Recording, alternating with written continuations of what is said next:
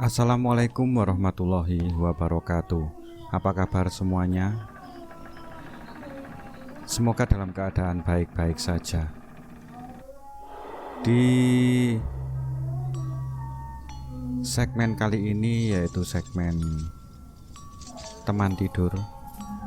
Untuk pertama kalinya saya akan membacakan sebuah kisah misteri yang saya ambil dari dukun milenial dari Kumparan yang mengadaptasi cerita dari Twitter @fajarpra18.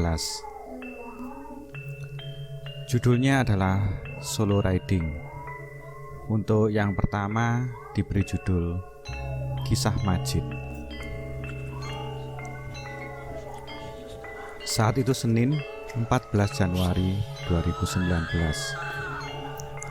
Kring, kring, kring. Suara alarm nyaring terdengar dari handphone miliknya. Sampai ia pun terbangun dari tidurnya. Dilihatnya waktu sudah menunjuk pukul 4 pagi.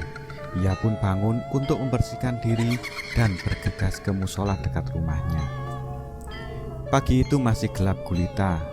Namun suara ayam jago sudah berkokok di berbagai penjuru desa kala itu. Selepas membersihkan diri, ia tak lupa untuk membangunkan ibu dan adik-adiknya yang masih terlelap akan tidurnya. Tok tok tok tok tok tok, suara pituan pintu. "Bu tangi, wis isuk," ucapnya memanggil-manggil ibunya. Selang beberapa waktu, dibukalah pintu itu dan keluar ibunya yang sudah rapi memakai mukena warna putih. "Nopo to Le? Bu iki wis tangi awit mau. Iki bar salat tahajud."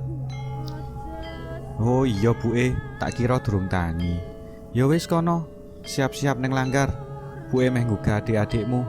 "Iya Bu." Selang beberapa waktu suara adzan subuh sayup-sayup mulai menggema dari segala penjuru desa itu, dan juga musola dekat rumahnya sudah mulai terdengar. Itu pertanda bahwa waktu subuh telah tiba. Ia pun bergegas ke musola dan tak lupa pamit ke ibunya. Ia adalah Majid, pemuda asal desa Ji, yang tinggal hanya bersama ibu dan kedua adiknya perempuan, karena ayahnya sudah meninggal 4 tahun lalu dalam sebuah insiden kecelakaan. Selama 4 tahun itu, Majid beserta ibunya bekerja keras untuk membiayai sekolah adik-adiknya, juga untuk memenuhi kebutuhan hidup sehari-hari. Majid lulus sekolah menengah atas pada tahun 2016. Beruntung selama 2 tahun ke belakang, ia sempat bekerja di sebuah perusahaan ternama di Bekasi. Dari hasil kerjanya itu, ia membangun sebuah toko sembako di depan rumahnya untuk ibunya. Serta ia juga mempunyai sebuah usaha mie ayam bakso yang ia baru geluti selama 3 bulan ke belakang. Langit pagi itu mulai tampak sedikit agak terang, tanda matahari akan segera muncul. Dilihatnya, ia sedang membenarkan sepeda motornya yang sepertinya sedang ada kendala di bagian mesinnya. Karena sudah beberapa kali ia coba untuk menyalakan, namun tak bisa.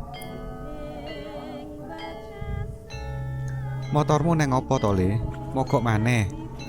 tanya ibunya yang sedang berjalan dari dalam rumah sembari membawa 2 cangkir teh hangat dan kemudian diletakkannya di atas meja rumah. "Mboten ngertos ki Bu, ngopone? Wis tak beneri kok seisi ora gelem," jawabnya yang masih sibuk mencari akar masalahnya. "Wis to, rene ngeteh. Mangke tak kon perintah Pak Iwan benerke," jawab ibunya yang sudah duduk di bangku sambil menyeruput teh hangat itu. "Iya Bu, delok." Setelah beberapa kali diotak-atik, akhirnya motornya mau menyala. "Alhamdulillah, muni juga kuwi motore," ujar ibunya. "Iya Bu alhamdulillah." Motornya ia standar 2 untuk dipanaskan terlebih dahulu sebelum digunakan. Kemudian ia pun membasuh tangan untuk segera duduk menemani ibunya. Matahari perlahan-lahan mulai menunjukkan kehadirannya.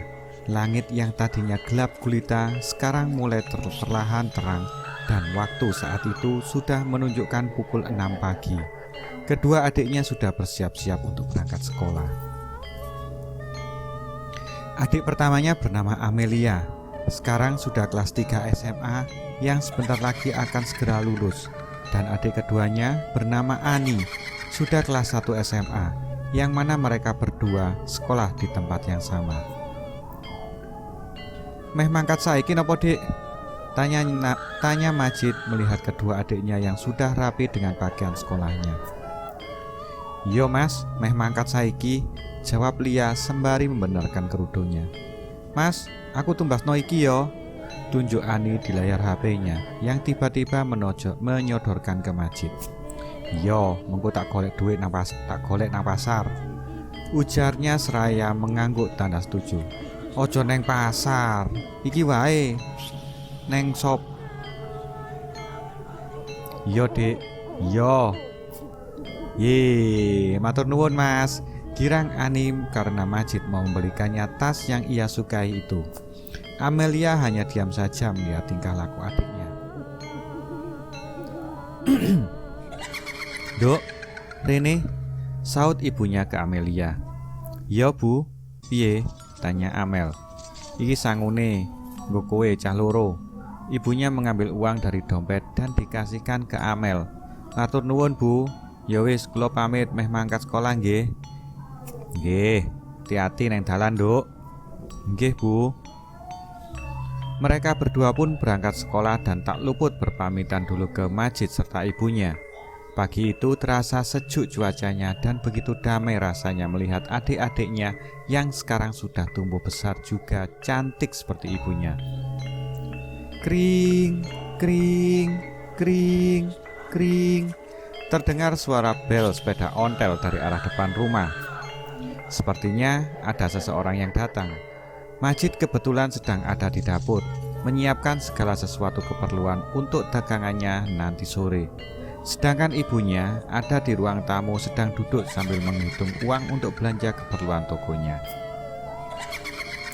Waktu itu jam menunjukkan pukul 8 pagi.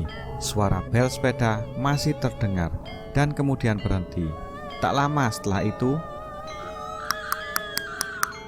suara ketukan pintu dari arah pintu depan. "Assalamualaikum," terdengar salam seraya masih mengetuk-ngetuk pintu. "Waalaikumsalam," saut ibunya dan dibukalah pintu itu. Ternyata itu Pak Iwan, tetangga yang tak jauh dari rumahnya. "Pak Iwan, tumben pagi-pagi udah kesini. Ada apa Pak?" tanya ibunya sembari mempersilahkan Pak Iwan untuk duduk di bangku teras rumah. "Iya Bu, soalnya ada perlu sama Majid." "Majidnya ada Bu?" "Ada, bentar Pak, tak panggil Majid dulu." "Nggih Bu." Ibunya pun masuk ke dalam rumah memanggil Majid untuk menemui Pak Iwan yang sepertinya ada hal penting yang mau dibicarakan sama Majid. Selang beberapa waktu, Majid pun keluar menghampiri Pak Iwan yang sedang memainkan HP-nya. "Assalamualaikum Pak Iwan, piye kabare? Sehat?" ucap Majid sembari menjabat tangan Pak Iwan. "Waalaikumsalam Jid, alhamdulillah sehat.